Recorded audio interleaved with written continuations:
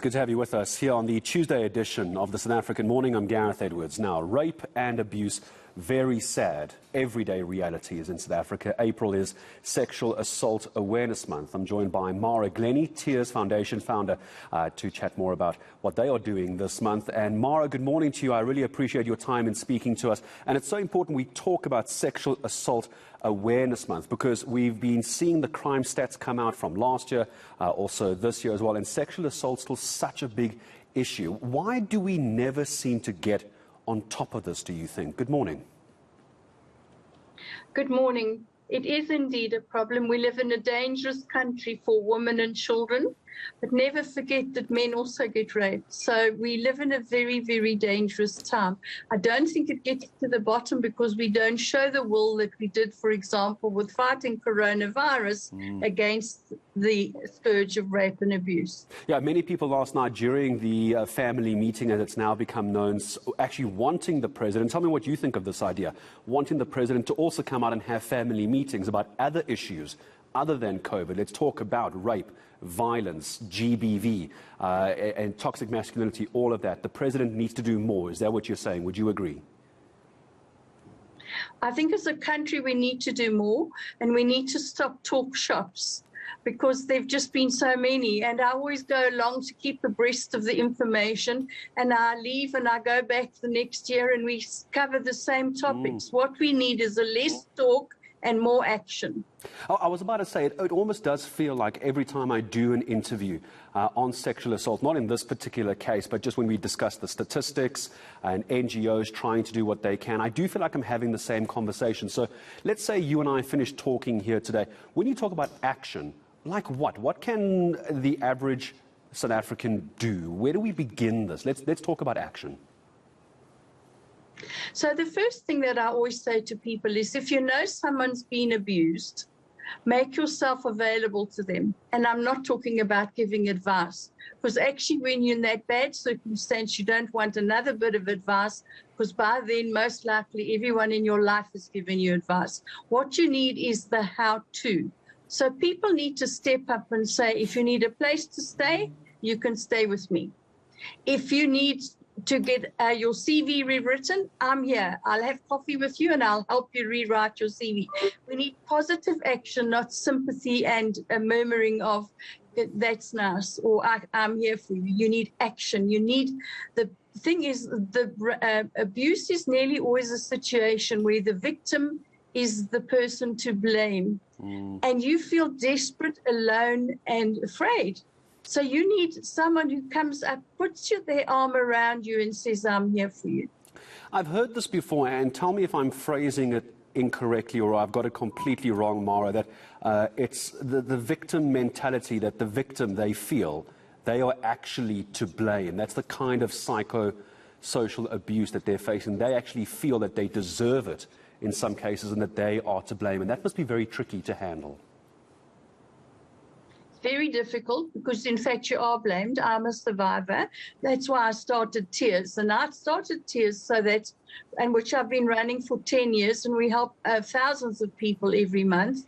I try to convey to them that, you know what, I'm here for you, but you've got to do it yourself. That's a very hard thing, and a lot of people don't get. There's no magic recipe. You have to walk the path of healing. Someone watching now could find themselves in a situation like this. They perhaps don't admit it to their friends, to their families. They might not even be admitting it to themselves, but hopefully this conversation helps. The thousands of people you're helping every month. So someone finds themselves in a situation, they get hold of Tears. First of all, how do they do that? What's the number or contact details? And two, then what happens? Someone phones you, says, this is the situation I'm in. What does Mara do? Right, we have many services that we offer right across the spectrum, depending what the problem is. So the very first thing is we start with, is it life-threatening? We don't even ask any questions. If your life is in danger, we offer immediate help. So the number that we've got is *134* 7355#. It works on every phone. It's not an app. It's a USSD service. It works in every area of South Africa. And if you are in immediate danger, it will ring through to a call center or call you back in a couple of minutes. And if you need physical assistance, either a security company or the police will be called. Other stuff that we do is if you need support, it depends what we do. So our very first thing is we believe you, we want to help you, and we are here for you, because the rejection that you have as an abuse survivor is very large. So I'll tell you again, we believe you, we want to help you. How can we help you? What can we do together? But you have to do the work. That's the very hard part, because at that time you are broken.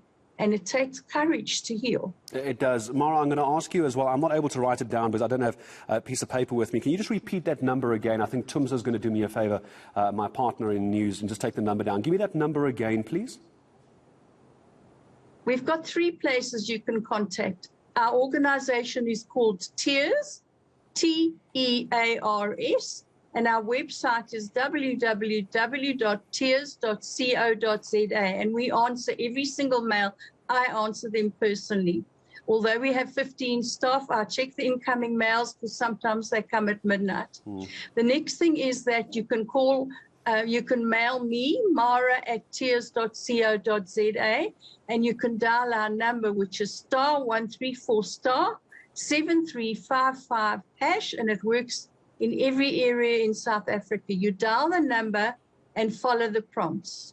Mara, I really appreciate your time in speaking to us this morning. Mara Glennie, founder of the Tears Foundation. We're going to try and get those details up for you again later in the day as well. I'm not sure if we managed to grab that, but we will make sure that when we bring you part of that interview later, we'll put that number up for you. It's so important as well. If you are in a situation where you are in an abusive situation, you think you're in an abusive situation, or you know someone who is, there is actually help. Don't wait at all, Tumza. This is what exactly Mara is saying. There is a way out, and that's often what victims feel is the problem. There's nowhere to go. Right. Where do I take my children? You know, where am I going to sleep tonight? Where am I going to get food?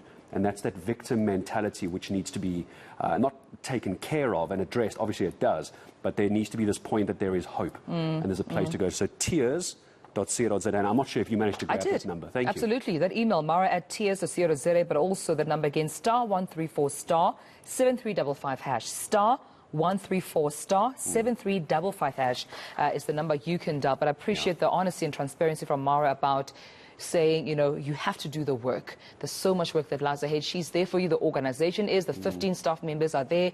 But you also have to do the work and get into a better place in your life. But, Gary, thank you so much for that conversation.